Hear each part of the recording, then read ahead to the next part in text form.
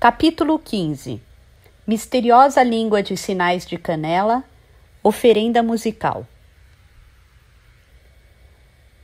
Canela parou de falar completamente pouco antes de fazer 6 anos. Me contou noz moscada. Foi quando entraria no primário. Em fevereiro daquele ano, ele parou de falar de repente. Pode parecer estranho, mas só à noite percebemos que ele não tinha falado nada desde a manhã. Tudo bem que ele já não era dos mais falantes, mas não deixa de ser estranho não termos percebido o dia inteiro. Do nada me dei conta de que ele não tinha emitido nenhum som desde a manhã. Então tentei fazê-lo falar. Puxei conversa, balancei seu corpo, mas nada. Canela continuou calado como uma estátua. Eu não sabia se ele não conseguia ou se tinha decidido não falar. Até hoje eu não sei. Mas desde aquele dia, além de não falar, ele não emitiu nenhum som. Você entende? Ele não grita nem quando sente dor e nem dá risada alta, nem quando sente cócegas. Noz Moscada levou o filho para ser examinado por alguns otorrinos, mas ninguém descobriu a causa. Garantiram apenas que não tinha origem na genética ou em doença física. Não foi detectada nenhuma anomalia nas suas cordas vocais. Canela conseguia ouvir bem os sons. Ele apenas não falava. Provavelmente tem origem em um problema psiquiátrico, disseram todos os especialistas consultados. Noz Moscada então levou o filho a um psiquiatra conhecido que também não conseguiu descobrir a causa da mudez. Canela foi submetido a teste de inteligência, mas não foi detectado nenhum problema intelectual. Seu QI era bem elevado e ele não apresentava nenhum desequilíbrio emocional. Será que ele não passou por algum trauma? Perguntou o especialista Noz Moscada. Tente se lembrar, por exemplo, presenciar alguma cena normal, levar uma surra em casa. Noz Moscada tentou, mas não fazia a menor ideia. Na noite anterior, seu filho tinha jantado normalmente, conversado com ela sem problemas e adormecido com tranquilidade na cama, como nos outros dias. Porém, na manhã seguinte, Canela havia mergulhado profundamente no mundo do silêncio. A família não passava por nenhuma turbulência e o menino estava sendo criado e educado com carinho e zelo por Noz Moscada e pela avó materna. Ele nunca tinha apanhado. Nesse caso, só nos resta aguardar e ver o que acontece, sentenciou o psiquiatra. Enquanto não soubermos a causa, não teremos como tratar. Traga o menino para o meu consultório uma vez por semana. Talvez, depois de um tempo de terapia, possamos descobrir a causa, ou ele simplesmente volte a falar de uma hora para outra, como se tivesse acordado de um sonho. A única coisa que podemos fazer no momento é esperar com paciência. Sim, esse menino não fala, mas não apresenta nenhum outro problema.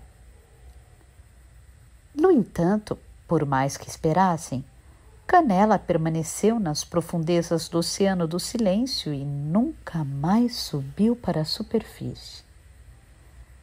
Às 9 da manhã, o portão da frente se abriu para dentro, produzindo um barulho baixinho de engrenagens, e o Mercedes-Benz 500 SEL, dirigido por Canela, entrou. A antena do carro atrás do vidro traseiro estava levantada como a antena de um inseto. Pela fresta da persiana da janela, eu observava a entrada do carro, que parecia um gigantesco e destemido peixe migratório. Sem fazer barulho, os pneus pretos e novos desenharam um caminho no chão de concreto e pararam no lugar de sempre.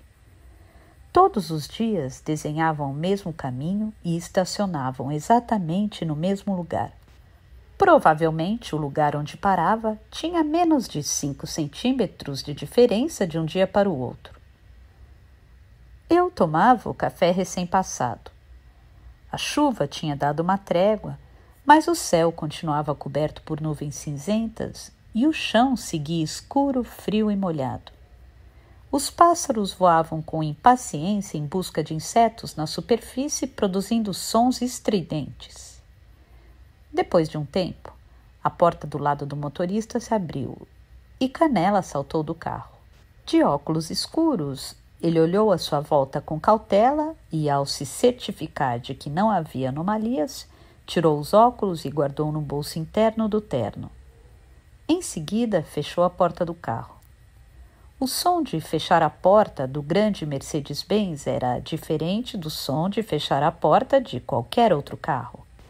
Esse som representava o início de um dia na mansão. Desde que acordei, eu só pensava na visita que tinha recebido de Ushikawa na noite anterior. Estava na dúvida se deveria contar a Canela que Ushikawa trouxera um recado de Noburu Vataya me pedindo para cair fora dos negócios da mansão. No fim, decidi não contar nada, pelo menos por enquanto. Era um problema entre mim e Noburu Vataya. Eu não queria envolver um terceiro. Canela vestia o terno de modo impecável, como sempre. Tinha um corte bonito e era de excelente qualidade e caía muito bem no seu corpo. O estilo era conservador e sombrio, mas quando Canela vestia o terno, o conceito mudava e o conjunto se tornava jovial e revolucionário, como se alguém tivesse jogado pó mágico em cima. Naturalmente, a gravata mudava de acordo com o terno. A camisa e os sapatos também. Provavelmente, sua mãe, noz moscada, escolhia e comprava as roupas para ele como costumava fazer comigo.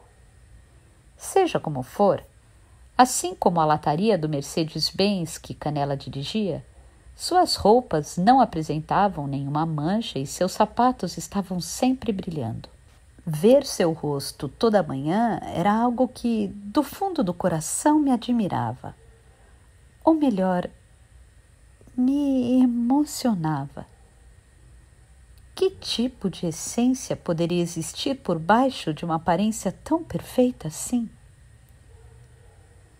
Canela pegou do porta-malas 2 sacolas, alimentos e compras diversas, e entrou na casa carregando uma em cada mão. Até os sacos de papel, bastante comuns do supermercado, se tornavam elegantes e artísticos quando carregados por ele. Talvez fosse pelo jeito que ele segurava. Talvez fosse por razões mais intrínsecas. Quando me viu, ele abriu um largo sorriso. Canela era encantador. Era como encontrar, de repente, uma clareira bem iluminada depois de uma interminável andança por uma floresta fechada. Dei um bom dia em voz alta. Ele respondeu com um bom dia mudo. Eu sabia que ele tinha me respondido pelo movimento dos seus lábios. Em seguida, ele retirou os alimentos da sacola e guardou tudo na geladeira de maneira proveitosa, como uma criança inteligente que registra no cérebro os novos conhecimentos. Organizou as compras e guardou no armário. E tomou o café que eu deixei preparado. Estávamos sentados na cozinha frente a frente. Assim como eu e Kumiko fazíamos toda manhã até um tempo atrás. Canela nunca frequentou a escola nem por um dia, explicou noz moscada. Nenhuma escola aceitou uma criança que não falava e achei que não era correto colocar meu filho num colégio para crianças com necessidades especiais, porque a causa de sua mudez, seja qual for, era completamente diferente. Canela também não mostrou interesse em frequentar a escola. Ficava em casa, lendo sozinho, ouvindo música clássica ou brincando no quintal de casa com o vira-lata que tínhamos. Ele se divertia com essas atividades, ou pelo menos era a impressão que passava. Embora fizesse caminhadas de vez em quando, como não gostava de se encontrar com as crianças da mesma idade na vizinhança, não ficava muito empolgado em sair de casa. Noz Moscada aprendeu a língua de sinais e passou a conversar com o filho. Quando não conseguia comunicar algo por meio dos sinais, escrevia em um papel. Até que um belo dia se deu conta de que ela e o filho não tinham dificuldade de expressar todos os sentimentos sem a ajuda desses métodos. Um leve movimento de corpo, uma mudança de expressão no rosto eram suficientes para ela compreender o que ele pensava. Ao perceber isso, ela passou a não se importar muito com a mudez do filho, já que não era um empecilho para os laços entre eles. Claro que de vez em quando ela sentia certa inconveniência física pela ausência da linguagem verbal dele. Porém, era apenas uma inconveniência e, em certo sentido, a qualidade de comunicação entre mãe e filho se tornou mais pura em razão disso. No intervalo entre os trabalhos, Noz Moscada ensinou a Canela ideogramas kanji, vocabulário e também matemática. Mas, na verdade, não havia muita coisa que Noz Moscada pudesse ensinar, pois o filho gostava de ler e aprendeu tudo o que era necessário como autodidata por meio de livros. O papel de Noz Moscada não era ensinar, e sim escolher os livros adequados. Canela quis aprender piano porque gostava de música, mas teve aulas particulares apenas por alguns meses, o suficiente para aprender o dedilhado básico. Depois, adquiriu uma técnica bastante avançada para sua idade sem receber educação formal, apenas através de livros didáticos e fitas de piano. Ele gostava de tocar sobretudo Bach e Mozart e, com exceção de Poulenc e Bartók, quase não demonstrava interesse por músicas da época do romantismo em diante. Nos primeiros 6 anos desde que deixou de falar, seu interesse se concentrou em música e leitura. Quando chegou à idade em que deveria estar na metade do ensino fundamental, se interessou por estudo de línguas. Primeiro o inglês, depois o francês, e em 6 meses passou a ler livros simples nos 2 idiomas. Claro que, como não falava, o objetivo de Canela era ler livros nesses idiomas. Depois passou a se interessar por mecanismos complexos. Comprou ferramentas especiais, montou um rádio e um amplificador de tubo de vácuo e também desmontou e consertou o relógio. As pessoas do seu convívio. Na prática, Canela só se relacionava com Noz Moscada, seu pai e sua avó materna. Se acostumaram por completo com sua mudez e ninguém mais considerava isso estranho ou anormal. Alguns anos depois, Noz Moscada parou de levar o filho ao psiquiatra. As consultas semanais não proporcionaram nenhuma melhora no sintoma. E como o especialista dissera desde o primeiro dia, Canela não apresentava nenhum problema, exceto o fato de não falar. Em certo sentido, Canela era uma criança perfeita. Noz Moscada não se lembra de nenhuma ocasião em que tenha precisado mandar o filho fazer alguma coisa, nem de uma situação em que tenha lhe dado bronca por fazer algo errado. Canela decidiu o que fazer por conta própria e fazia até o fim do seu jeito. Era muito diferente de outras crianças normais e comparações não faziam o menor sentido. Depois que perdeu a avó aos 12 anos, ele chorou durante alguns dias sem emitir som. Canela tomou a iniciativa de cuidar dos afazeres domésticos, como cozinhar, lavar roupas e limpar a casa, enquanto sua mãe trabalhava fora durante o dia. Noz Moscada tentou contratar uma empregada depois que sua mãe faleceu, mas Canela se opôs categoricamente. Não queria receber gente nova em casa, nem que a ordem interna sofresse alteração. Assim, a maior parte dos serviços domésticos passou a ser realizada por Canela de maneira extremamente ordenada. Canela conversava comigo usando as duas mãos. Seus dedos eram longos, como de sua mãe, mas não demais. Para me transmitir a mensagem, seus 10 dedos se moviam com fluência e rapidez diante do rosto, como seres vivos obedientes. Hoje você vai receber um cliente às 2 da tarde. É tudo. Até lá a agenda está livre. Vou terminar o trabalho em mais ou menos 1 hora e depois sair. Às 2 volto com a cliente. Como a previsão do tempo anunciou que hoje vai ficar nublado o dia inteiro, acho que você não vai irritar os olhos mesmo entrando no poço quando ainda estiver claro. Como dissera Noz Moscada, eu não tinha dificuldade em compreender as palavras transmitidas pelos 10 dedos nas mãos de Canela. Embora eu não entendesse nada da língua de sinais, não fazia nenhum sacrifício para ler os movimentos fluidos e complexos daqueles dedos.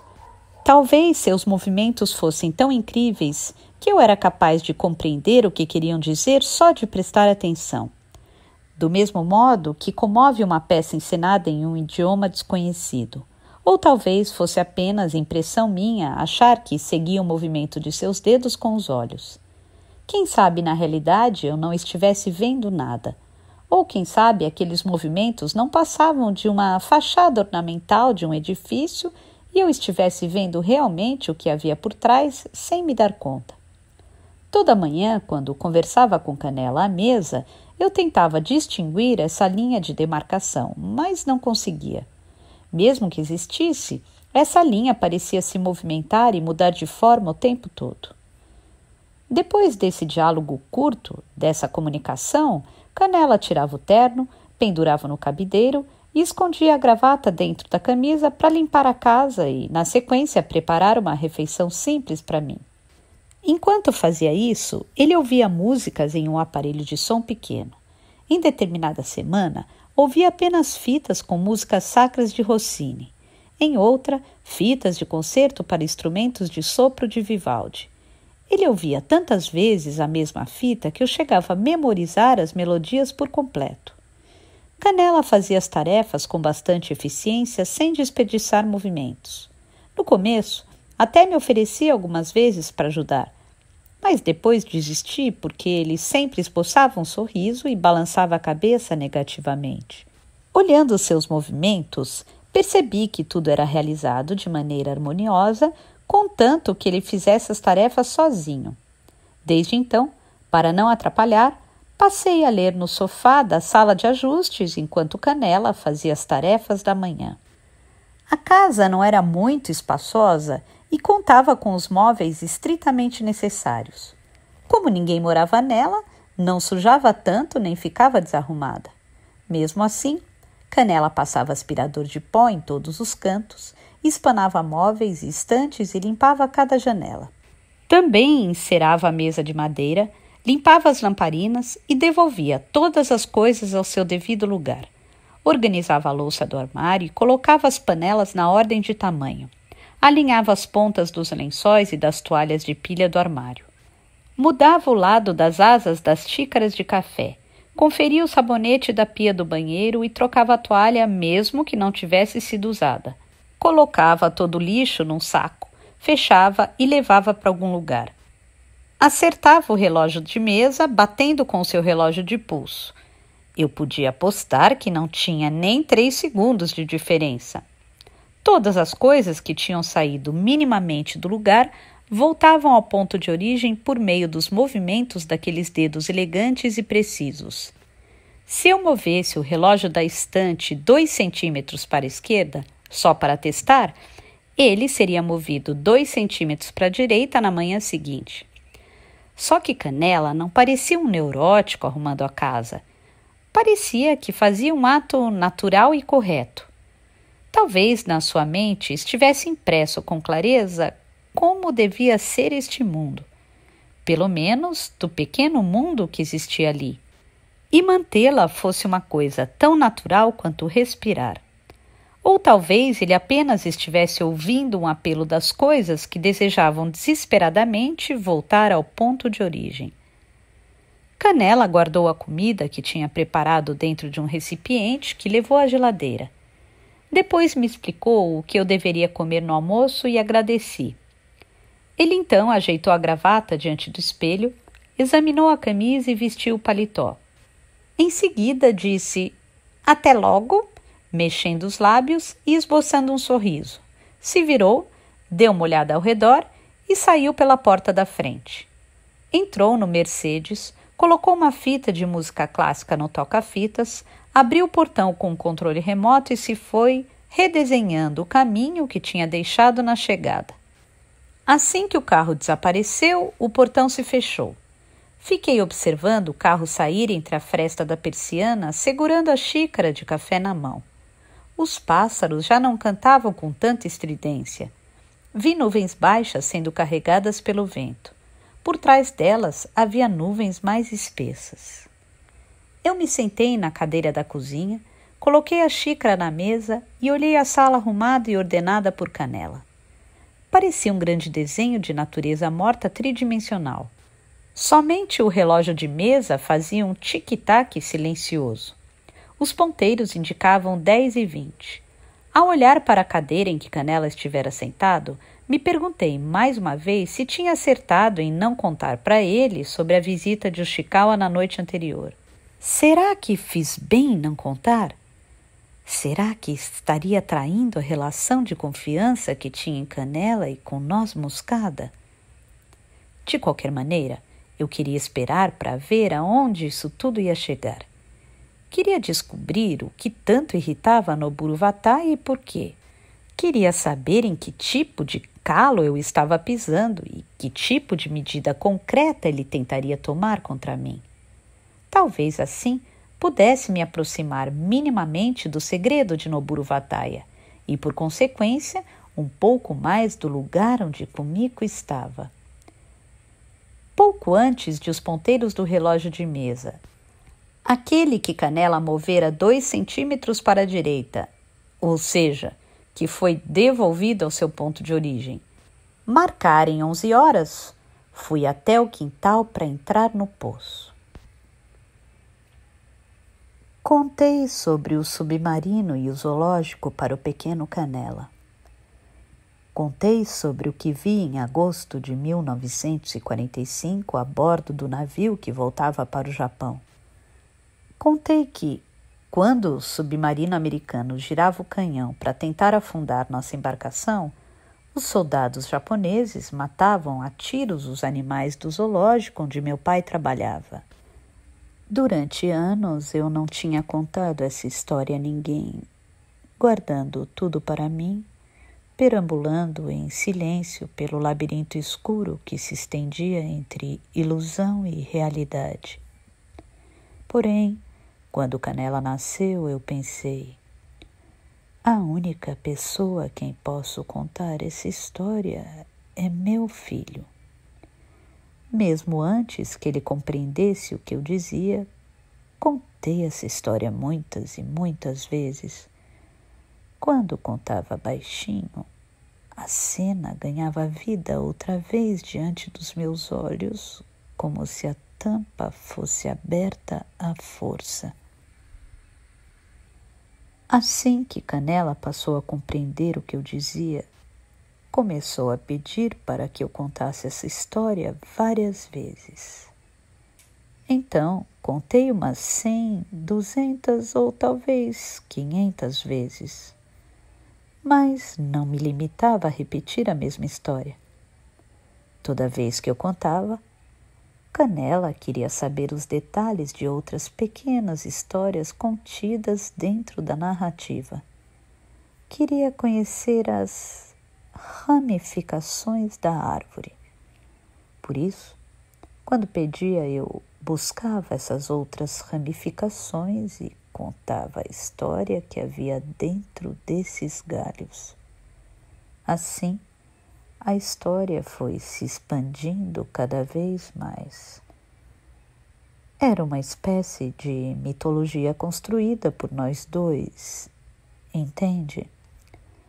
Absortos, conversávamos todos os dias sobre os nomes dos animais do zoológico, sobre o brilho da pele e do pelo, sobre a cor dos olhos, sobre os diferentes cheiros que pairavam no lugar, sobre o nome, o rosto e a vida de cada soldado, sobre o peso da munição e dos fuzis, sobre o medo e a sede que os homens sentiam, sobre o formato das nuvens que flutuavam no céu.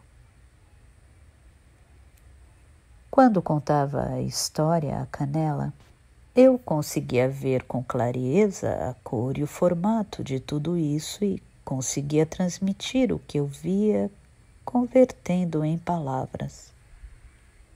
Consegui encontrar palavras adequadas e precisas. Não tinha limite. Os detalhes não tinham fim e a história se tornou cada vez mais profunda e extensa. Noz Moscada sorriu, como se lembrasse dessa fase. Era a primeira vez que eu via um sorriso tão natural por parte dela. Até que um dia tudo acabou de repente. Observou.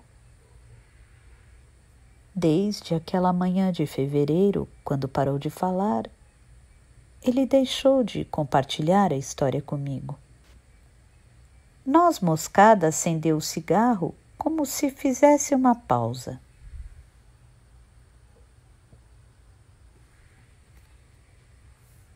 Agora eu entendo. As palavras dele desapareceram no labirinto daquela história.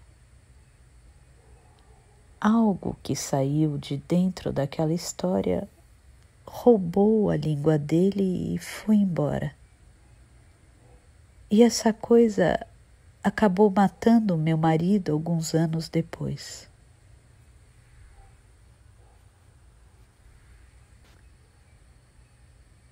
O vento soprava mais intenso do que de manhã e as nuvens cinzentas e pesadas eram carregadas por um vento incessante direto para leste. As nuvens pareciam viajantes do silêncio que vão para o fim do mundo. De vez em quando, o vento soltava um uivo curto que não chegava a ser palavra, passando por entre os galhos das árvores do quintal que tinham perdido completamente suas folhas. Fiquei observando o céu por um tempo de pé ao lado do poço.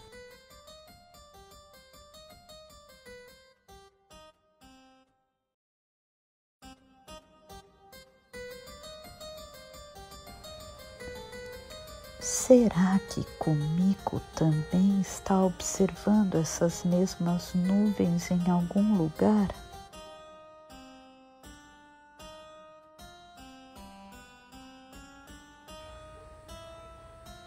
Pensei. Sem nenhuma razão, tive um pressentimento de que sim, ela estava.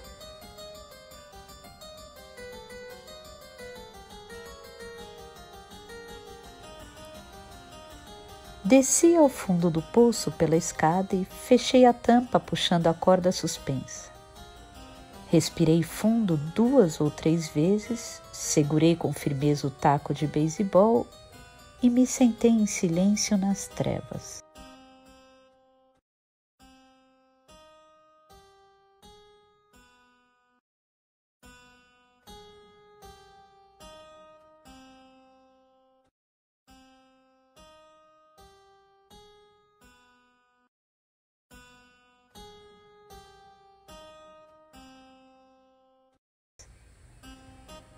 Estava na escuridão total.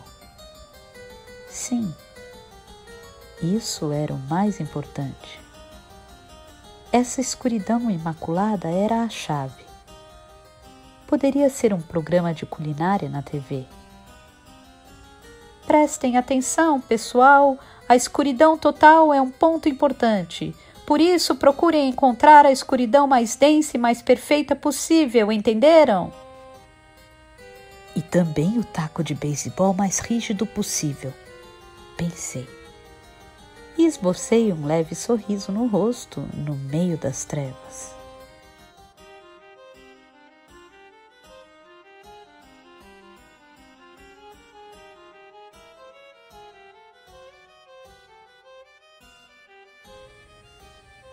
Senti que o hematoma começou a se aquecer de leve na minha bochecha.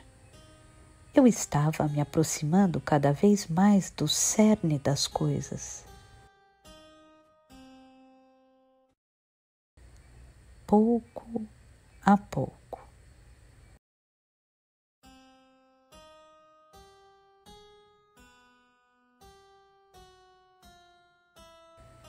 O hematoma me mostrava isso. Fechei os olhos. A melodia da música ouvida por Canela pela manhã, enquanto arrumava a casa, martelava no meu ouvido. Oferenda musical de Bach.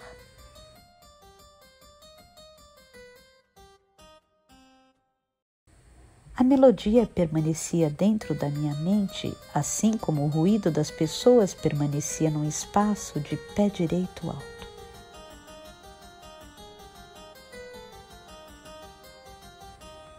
Porém, em seguida, o silêncio desceu e se infiltrou nas rugas do meu cérebro como um inseto que deposita ovos um a um.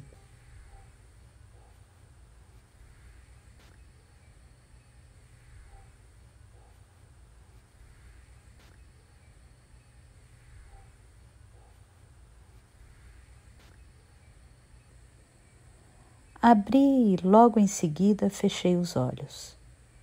As trevas se misturaram e fui me afastando gradualmente do recipiente que era meu corpo, como aconteceu das outras vezes.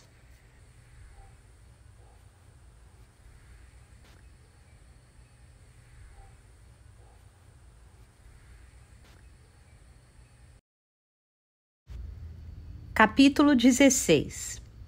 Talvez este lugar seja um beco sem saída. Ponto de vista de Mei Kazahara, parte 4. Olá, pássaro de corda! Na última carta, contei que estava trabalhando na fábrica de perucas junto com as meninas locais no meio da montanha que fica num lugar bem distante. Esta carta é continuação daquela. Nos últimos tempos, tenho pensado muito. É um pouco estranho que as pessoas trabalhem de manhã, de tarde e às vezes de noite. Você nunca pensou nisso? Não sei explicar direito. Aqui, na verdade, só faço o que a minha chefe manda. Não preciso pensar em nada. Posso deixar meu cérebro no guarda-volumes da empresa antes do expediente e pegá-lo no fim antes de voltar ao quarto. Fico sentada diante de uma mesa cerca de 7 horas por dia, colocando sem parar os fios de cabelo na base da peruca. Depois do trabalho, janto no refeitório, tomo um banho e já tenho que dormir. Claro, como qualquer pessoa. O dia tem 24 horas, mas tenho apenas um pouquinho de tempo livre para mim. E nesse tempo, muitas vezes fico deitada, distraída, porque estou cansada demais. Então, quase nunca tenho tempo para pensar nas coisas com calma. Claro que tenho os finais de semana só para mim, mas sábado e domingo passam bem depressa porque é preciso lavar a roupa e limpar o quarto. E até quando vou passear na cidade, o tempo passa voando. Uma vez decidi escrever um diário mas desisti depois de uma semana porque não tinha nada para contar. Afinal, faço a mesma coisa todo santo dia. Apesar de tudo, apesar de tudo, não acho tão ruim fazer meu trabalho. Não sinto nenhuma estranheza. Pelo contrário, trabalhando de maneira compenetrada como uma formiguinha, sinto até que estou me aproximando cada vez mais do meu verdadeiro eu. Como posso dizer? Não consigo explicar direito, mas acho que, justamente por não estar pensando em mim, estou me aproximando cada vez mais da minha essência. Por isso que falei que era um pouco estranho. Aqui estou trabalhando direitinho. Não quero me gabar, mas até recebi um prêmio de melhor funcionária do mês. Eu disse para você que até que sou habilidosa em trabalhos manuais, apesar de não parecer, não disse? Aqui a gente trabalha em equipe e a minha sempre acaba tendo um bom desempenho. Quando termino a minha parte, ajudo as colegas atrasadas. Então, até que sou popular entre as meninas. Não é inacreditável? Eu? Popular? Bom, deixa isso para lá. Só queria contar para você, pássaro de corda, que estou trabalhando direitinho desde que cheguei a esta fábrica. Estou trabalhando como uma formiguinha, como o ferreiro da aldeia. Entendeu tudo até aqui? Bom, meu lugar de trabalho é esquisito. É amplo e espaçoso como um hangar para avião com o pé direito bem alto. Cerca de 150 meninas trabalham em um só ambiente e a vista é impressionante. Como não estamos construindo nenhum submarino, a fábrica não precisa ser tão gigantesca. Acho que salas menores seriam suficientes, mas talvez eles quisessem incentivar o espírito de equipe entre os funcionários pensando: juntos somos mais fortes. Ou talvez assim os supervisores pudessem controlar melhor as funcionárias. Por trás dessa escolha deve haver alguma psicologia escondida. Cada equipe tem uma mesa grande como aquela em que dissecávamos rãs no laboratório de ciência da escola e na ponta fica a chefe da equipe e a mais velha da turma. Podemos conversar durante o trabalho, afinal não dá para ficar o dia inteiro em silêncio.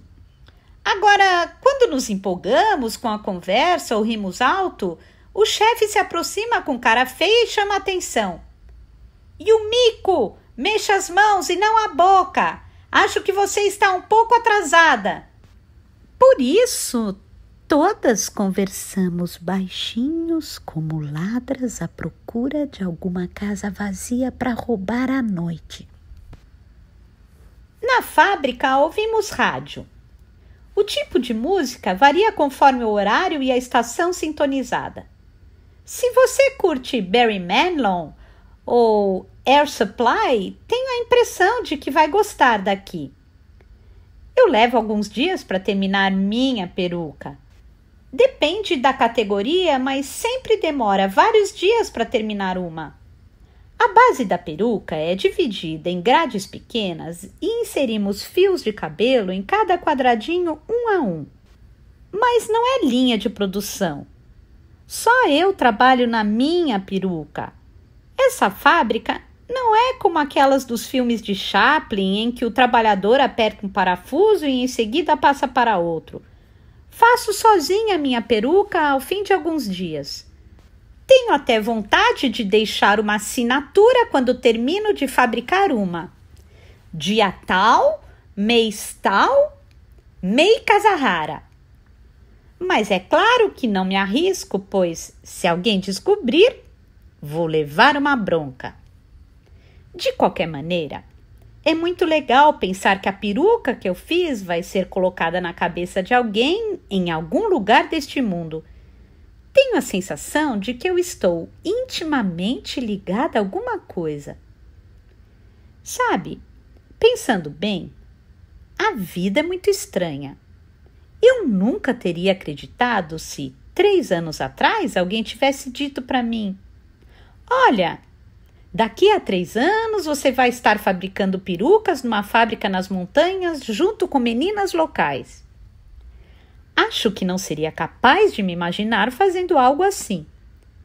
Por isso, seguindo a mesma lógica, nunca poderei saber o que estarei fazendo daqui a 3 anos. Você sabe o que vai estar fazendo daqui a 3 anos, pássaro de corda? Acho que não, certo? Aliás, eu poderia apostar todo o dinheiro que tenho aqui que você não sabe nem o que vai fazer daqui a 1 mês. Muito menos daqui a 3 anos. Minhas colegas sabem mais ou menos o que vão fazer daqui a 3 anos. Ou acham que sabem. Elas trabalham na fábrica para juntar dinheiro, querem arrumar um pretendente adequado e ter um casamento feliz daqui a alguns anos. O pretendente costuma ser filho de agricultor, herdeiro de alguma loja ou trabalhador de pequenas empresas locais. Como mencionei, essa região sofre com a falta crônica de moças que têm bastante saída e não ficam sobrando, a não ser em casos de muito azar. Todas encontram alguém à altura e acabam casando. E como já escrevi, depois do casamento, a maioria para de trabalhar. Para essas meninas, o trabalho na fábrica de perucas serve para preencher o intervalo de alguns anos entre a escola e o casamento. Não passa de uma etapa como uma sala onde elas entram, mas saem depois de um tempo. Só que a fabricante de perucas não se importa.